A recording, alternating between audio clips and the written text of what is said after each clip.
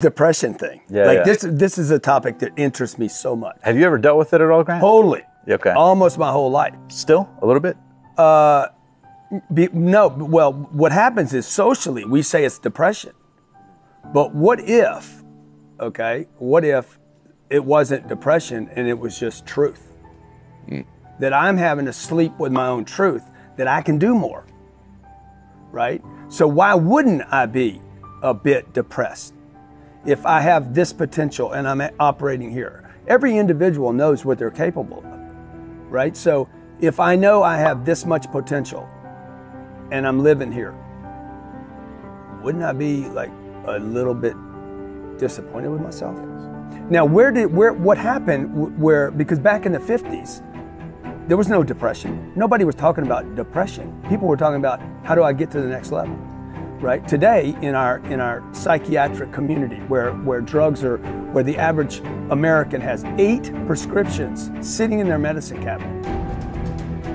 Like, I'm on one drug, I gotta take a second drug to handle the third drug because of the blood pressure drug, because of this drug. And dude, I'm stacking out like, why? Because I was depressed? Why am I depressed?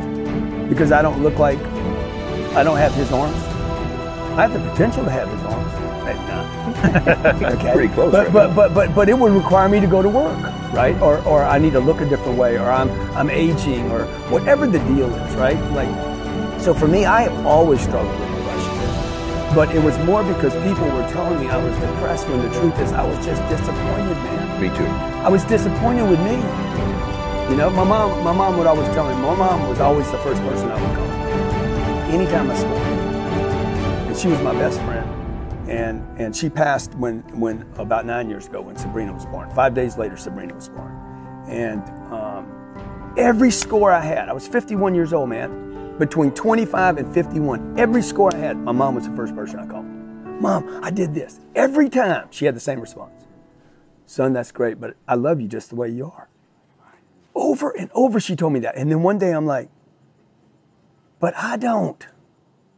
Now, I can't really say that. A whole bunch of people are going to say, why don't you love you just the way you are? Something wrong with you, because there's that whole culture out there. This I don't know what the term is, but it's this holistic idea that you should love yourself the way you are. I would tell everybody, dude, if you know that you can do more, do not love who you are.